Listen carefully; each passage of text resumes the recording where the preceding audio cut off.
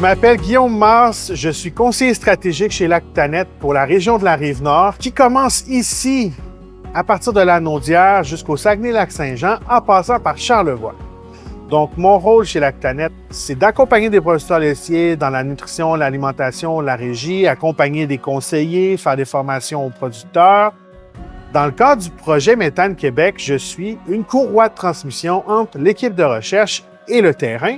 Et je vais aussi participer à la transmission des résultats, des connaissances et de l'interprétation du méthane entérique qui est estimé à partir d'un échantillon de lait du réservoir.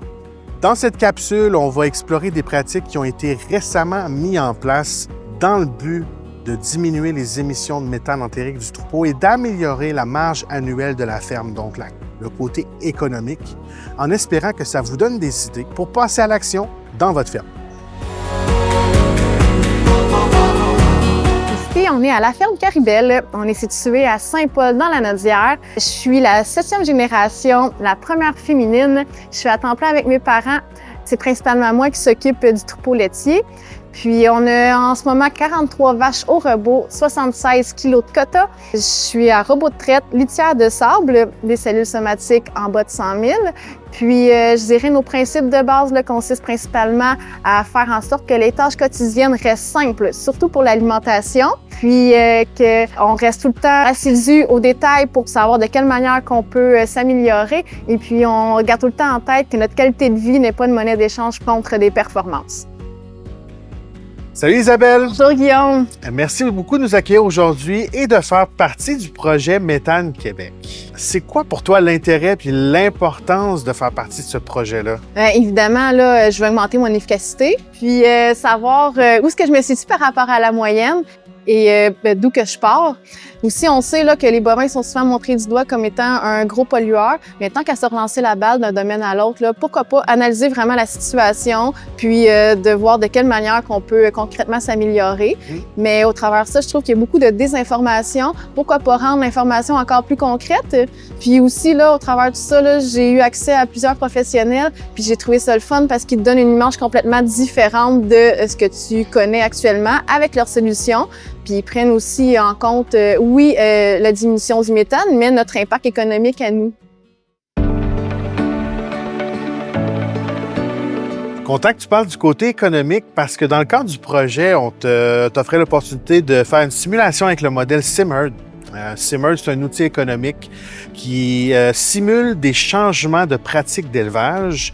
Puis c'est quoi l'effet sur la marge économique, la productivité et les émissions de méthane entérique du troupeau? Toi, c'est quoi que tu voulais travailler dans ton Simherd? Bien, quand on m'a contacté pour que je trouve des scénarios, j'étais justement en train d'analyser le projet d'acquérir un taxilet. Puis on me vendait l'idée comme étant un bonificateur pour mes premiers veaux. J'ai donc profité de l'occasion pour analyser les différents aspects économiques et écologiques de mon acquisition. Au niveau du deuxième scénario, qui était d'utiliser plus de semences sexées, le modèle Simherd, ce qu'il nous dit, en fait, c'est que justement, en utilisant de la semence sexée, tu vas élever pour tes besoins de remplacement. Ce que ça a comme impact, dans le fond, c'est le modèle anticipe une augmentation de la productivité parce que tu vas avoir un meilleur gain génétique avec de la semence sexée plus rapidement. Et au niveau du méthane, ben, tu vas élever pour tes besoins. Fait qu'on va seulement avoir des émissions qui sont ajustées en fonction de ton remplacement. Et tout ça va avoir aussi un effet sur ta marge parce que tu vas vendre des petits veaux qu'on sait qui sont quand même bien payés actuellement, les veaux de boucherie. Est-ce que le scénario de Simherd, comment tu as vu ça par rapport à ta stratégie de reproduction? Pour la reproduction, c'est déjà quelque chose que j'appliquais, mais je suis quand même contente de savoir là, que je contrôle mes émissions de méthane de cette manière-là. On t'a aussi donné l'opportunité d'avoir un bilan carbone pour l'année 2024 avec AgriClimat. Le bilan carbone, au fond, ce qu'on veut s'assurer, c'est que les émissions de méthane, donc des animaux dans l'étable, ne soient pas transférées ailleurs dans l'entreprise. On va aussi donner une idée sur c'est quoi les émissions au champ, les émissions liées aux aliments, les émissions liées à la fosse, pour que tu aies un portrait global de ton entreprise. Comment tu as vu ça? Y a-t-il des choses que tu voudrais explorer par rapport à ce qu'on t'a présenté par rapport au bilan carbone?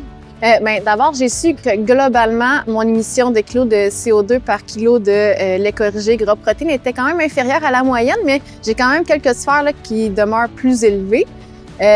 Puis ça a vraiment mis de l'emphase dans nos discussions sur prendre soin de nos prairies, tant au niveau de la hauteur de coupe, au niveau à la limite du sursemis, faire attention à nos variétés, des variétés qui durent longtemps, des variétés qui donnent beaucoup de rendement, puis une coupe jeune, une coupe avec une bonne matière sèche puis une bonne conservation, ça demeure toujours assez important. C'est intéressant parce qu'on sait que c'est avec ça qu'on nourrit nos animaux. Les fourrages représentent une bonne partie de la ration, fait que ça va avoir aussi un effet sur ton efficacité alimentaire d'avoir des fourrages un petit peu mieux conservés, de meilleure qualité. Ensuite, y a-tu d'autres choses que tu as? Évidemment, là, la fosse, la vider simplement 2 fois par année, là, complètement, ça peut faire une différence, mais aussi on n'est pas sans penser à mettre un toit sur la fosse. Économie de temps, d'argent, d'entretien de machinerie, puis là, on était à penser à acheter probablement de la machinerie, donc on économiserait là-dessus. Puis aussi, on a su là, que notre utilisation d'engrais était légèrement plus élevée que la moyenne. Est-ce que c'est à cause de nos terres plus sablonneuses? Ça, c'est des discussions que j'aimerais avoir avec mon représentant végétal. De ce que j'entends, c'est qu'encore une fois, on touche à l'économie et aussi on touche à toutes les sphères. Donc, tous les intervenants vont être appelés à aller dans le même sens que tu veux, tu sais, par rapport à justement le côté de la durabilité. Fait que c'est vraiment intéressant. Merci pour ton temps aujourd'hui et pour ton implication tout au long du projet Méthane Québec, Isabelle. Bien, c'est un plaisir. J'ai vraiment aimé contribuer au projet. Donc, à travers ce projet-là, on vise à donner un outil supplémentaire aux producteurs laitiers du Québec afin d'estimer les émissions de méthane entérique du troupeau, comme ça, savoir d'où est-ce qu'on se situe, où est-ce qu'on part, où est-ce qu'on s'en va avec ça. C'est important de mentionner qu'il y a les émissions des vaches, mais ne pas oublier tout ce qui se passe dans le champ. Donc, c'est le but d'avoir un bilan carbone aussi. Il y a des fermes qui sont très, très performantes, comme la ferme Caribel.